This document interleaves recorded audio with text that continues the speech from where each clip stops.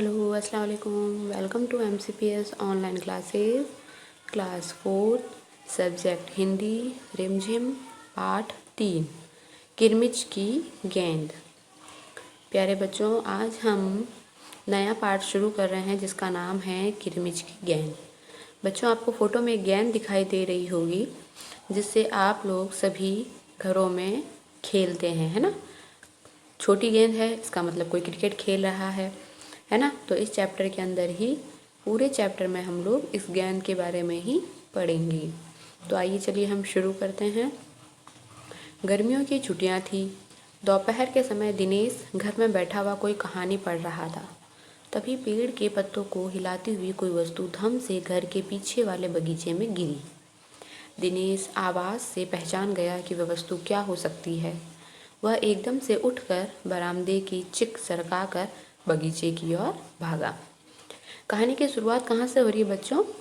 क्योंकि बहुत ज़्यादा गर्मी है तो सभी लोग अपने अपने घरों में रहते हैं, क्योंकि लूएं चलती ना गर्मी के दिनों में। तो दिनेश नाम का एक लड़का है, वो भी घर के अंदर बैठा हुआ है और बैठे बैठे कहानी पढ़ रहा है। और तभी उसे एकदम से धम की आवाज़ आई। तो वो समझ गया, है ना, क्योंकि आप लोग भी समझदार हो, आप लोग भी पहचान जाते हो कि कोई भी चीज़ गिर रही है तो जैसे प्लेट गिर रही है तो उसकी आवाज़ कैसी है ना। चम्मच गिर रहा है तो उसकी आवाज़ कैसी है।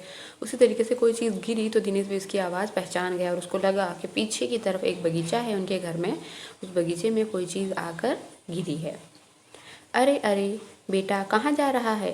बाहर लू चल रही है, दिनेश की माँ मशीन चलाते चलाते एकदम ज़ोर से बोली। अब दिनेश की माँ भी वहीं बैठी हुई। वो जब बॉल लेने के लिए भागा, गेंद लेने के लिए बगीचे में भागा, है ना, आवाज़ सुनकर, तो उन्होंने ज़ोर से चिल्लाई कि बाहर लू चल रही, तुम कहाँ जा रहे हो? परंतु दिनेश रुका नहीं। उसने पैरों में चप्पल भी नहीं पहनी। जून का महीना था, धरती तवे की तरह तप रही थी, पर दिनेश को पैरों के जलने की भी चिंता नहीं थी। वह जहाँ से आवाज़ आई थी उसी ओर भाग चला। सभी को पता है जो गर्मी के दिन होते हैं, गर्मी की जो हमारी छुट्टियां होती है वो कौन से महीने में आती है बच्चों? तो हमने, है ना, छोटी क्लास में पढ़ चुका अंग्रेज़ी महीनों के नाम और हिंदी महीनों के नाम। तो अंग्रेज़ी के महीने में हमारी छुट्टियां कब पड़ती हैं? मई और जून में। और मई और जून के महीने में बहुत तेज़ गर्मी पड़ती है, इतनी गर्मी कि हमारी जो धरती है वो पूरी इतनी तेज़ आग उगलती है कि हम नंगे पैर उस पर चल भी नहीं पाते हैं। तो वो भी नंगे पैर ही भागा। उसे अपने पैरों की कोई चिंता नहीं थी, उसे सिर्फ वो जो आवाज़ आ रही थी उस आवाज़ की तरफ भागना था कि क्या चीज़ आके गिरी है। सामने की क्यारियों में भिंडियों के ऊंचे ऊंचे पौधे थे। अब उनका जो बगीचा लगा है, उनके बगीचे में उन्होंने क्या उगा रखी थी? भिंडियाँ उगा रखी थी। एक और सीताफल की घनी बेल फैली हुई थी। क्यारियों के चारों ओर हरे हरे केले के वृक्ष लहरा रहे थे। दिनेश ने जल्दी जल्दी भिंडियों के पौधे को उलटना पलटना आरंभ किया। जब वहाँ कुछ नहीं मिला तो उसने सारी सीताफल की बेल छान मारी। तो अगर इस पैराग्राफ के अंदर आपको बोल दिया जाए कि कौन कौन से पौधों के नाम आए तो आप बता सकते हो ना। सबसे पहले क्या है? भिंडियों का पौधा। फिर क्या है? सीताफल की घनी बेल, है ना। सीताफल की क्या होती है? बेल होती है। और उसके अलावा उन्होंने क्या बोला? केले का वृक्ष। वृक्ष का मतलब, तो हम छोटे हैं, हमको दूसरी जो आप सब्जेक्ट पढ़ते हो उसमें ये पढ़ के आए होंगे कि 3 तरीके के वृक्ष होते हैं। बिल्कुल छोटे वाले पौधे, है ना, उससे मीडियम साइज़ के पौधे और सबसे बड़े वाले पौधे। तो हमने सबसे छोटे पढ़ लिए, जैसे सीताफल की बेल जो ज़मीन में टिकी रहती है। फिर होती है मीडियम साइज़ के पौधे जैसे हमारे भिंडी के पौधे। और फिर सबसे बड़े पेड़ मतलब कि वृक्ष। वृक्ष के अंदर आइए हमारा केले का वृक्ष। अब उन्होंने क्या करा? उस चीज़ को ढूंढने के लिए उन पौधों के आसपास उलटना पलटना उनको शुरू किया, वहाँ देखना उसको शुरू किया। बराबर में ही घूस ने गड्ढे बना रखे थे। ढूंढते ढूंढते जब उसकी निगाह उधर गई तो उसने देखा कि गड्ढे के ऊपर ही एक बिल्कुल नई चमचमाती हुई किरमिच की गेंद पड़ी है। पास में जानवरों ने क्या कर रखे थे? छोटे छोटे गड्ढे बना रखे थे। वो दिनेश जो है वो ढूंढता ढूंढता उस और गया तो उन्हें क्या नजर आई? एक नई नवेली सी गेंद नजर आई, चमचमाती हुई सी, क्योंकि न्यू होती है तो एकदम शाइन करती है, चमकती है, उसका रंग भी एकदम ब्राइट होता है ना। तो एकदम नई गेंद उसे वहाँ दिखाई पड़ी। दिनेश ने हाथ बढ़ाकर गेंद उठा ली।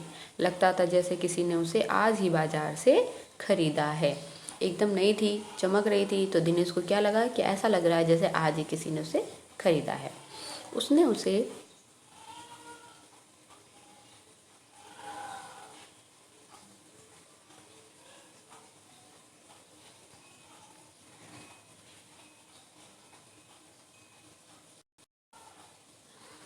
उसने उसे उलट पुलट कर देखा, परंतु कुछ भी समझ में नहीं आया।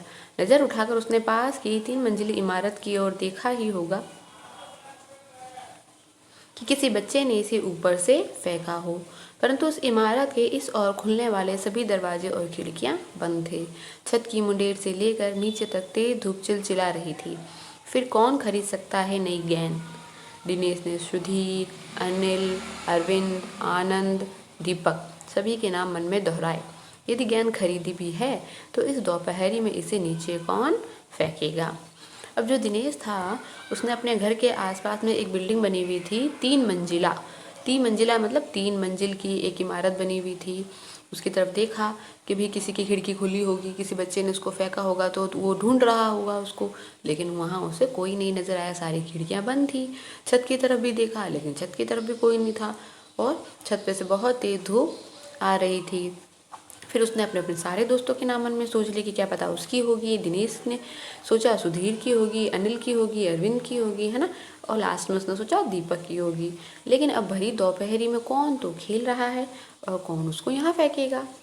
हो ना हो ये गेंद बाहर से ही आई है। उसने सड़क पर बने हुए गोल चक्कर के बगीचे की ओर देखा, परंतु वहाँ पर केवल 2-4 गायें ही दिखाई पड़ी जो पेड़ों के नीचे सुस्ता रही थी। उसे ध्यान आया कि जाने कितनी बार अपने मोहल्ले के बच्चों की गेंद क्रिकेट खेलते हुए दूर चली गई और फिर कभी नहीं मिली।